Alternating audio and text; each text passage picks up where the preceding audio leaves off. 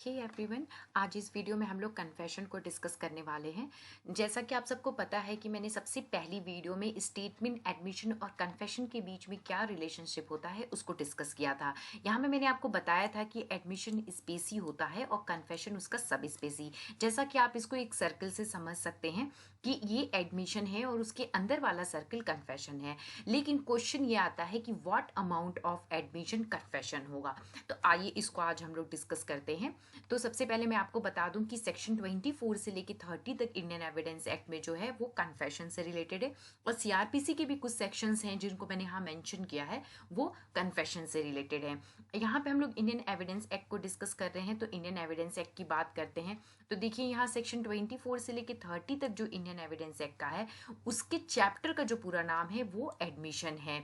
मतलब कि एडमिशन के अंदर कन्फेशन है, इसीलिए एडमिशन अगर स्पेसी है तो कन्फेशन उसका सब स्पेसी है, ये कहते हैं।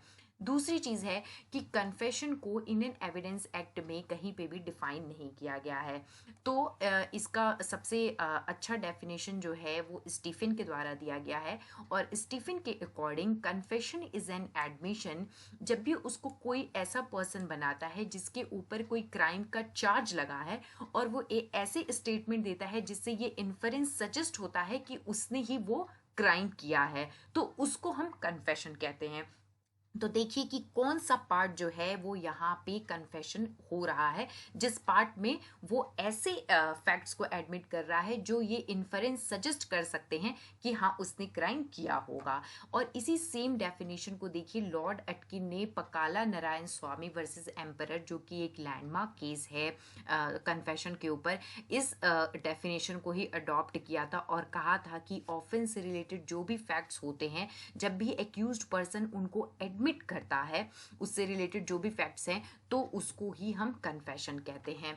ये एक इम्पॉर्टेंट जजमेंट था जिसको हम आगे के केस में डिटेल में डिस्कस करेंगे। तो अगर आपको एक लाइन में कन्फेशन को डिफाइन करना हो तो आप कह सकते हैं statement by N accused suggesting the inference that he committed the crime is called a confession.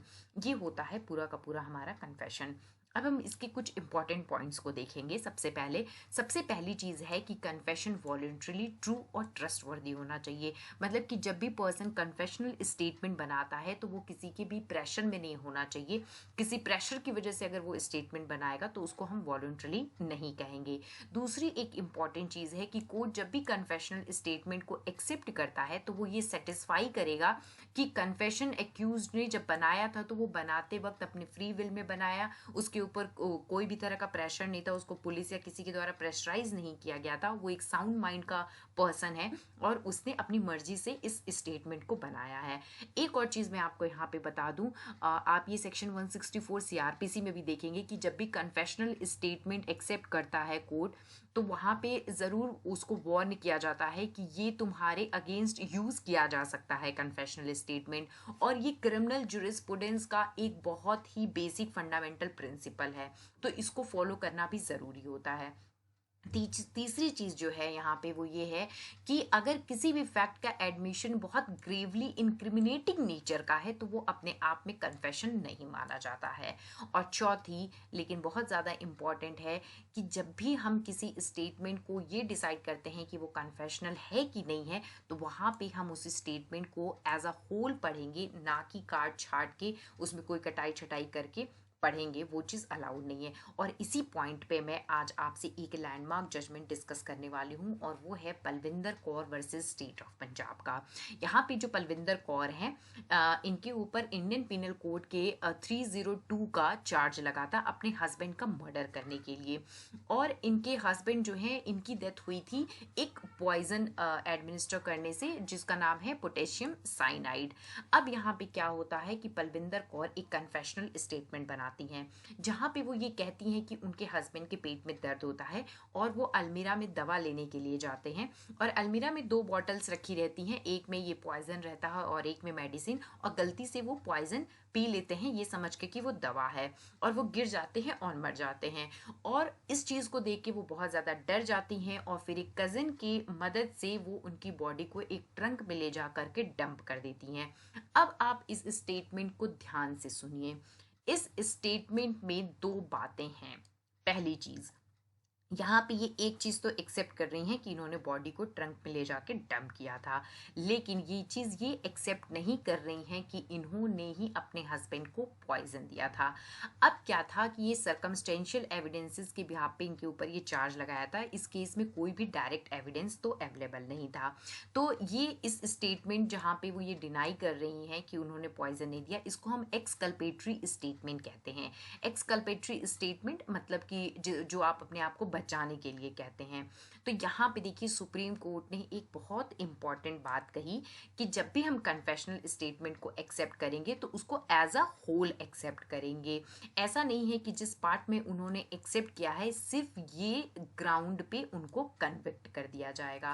ये एक इम्पॉर्टेंट जजमेंट आया सुप्रीम कोर्ट का पलविंदर कौर के केस में, और यहाँ पे सुप्रीम कोर्ट ने कहा कि ये स्टेटमेंट जो है वो कन्फेशन नहीं है।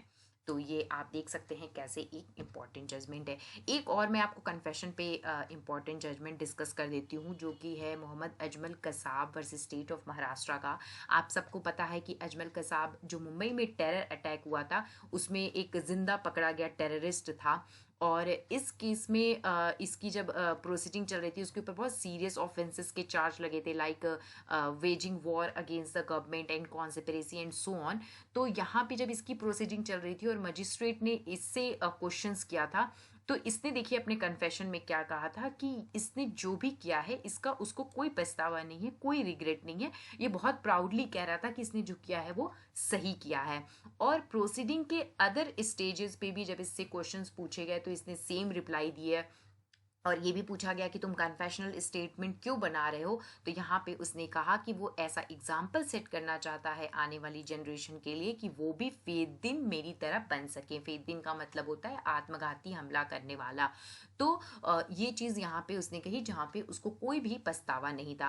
तो देखिए सुप्रीम कोर्ट ने इस केस में क्या कहा कि ये जो कन्फेशनल स्टेटमेंट है वो वॉलंटरी है और ट्रूथफुल है। मतलब कि ये कसाब जो है वो किसी के भी प्रेशर में कोई स्टेटमेंट नहीं बना रहा है, वो अपनी मर्जी से बना रहा है, अपने होश हवास में बना रहा है, और उसको कोई पछतावा नहीं है ये करने का, बल्कि वो अपने आप को हीरो समझ रहा है, वो अपनी नज़रों में एक हीरो है। तो यहाँ पे इसके कन्फेशनल स्टेटमेंट को एडमिट किया गया था।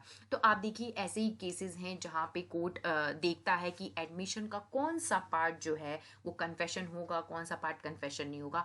मैं यहाँ पे एक चीज़ और आपको बताना चाहूँगी कि जनरली जो है वो confessional statement sole basis of conviction नहीं होता है, कोरोबोरेटिव पीस ऑफ एविडेंस है। मतलब कि उसको अदर एविडेंसेस के साथ कोरोबोरेट होना होता है या करना चाहिए। ये एक इम्पॉर्टेंट चीज़ है।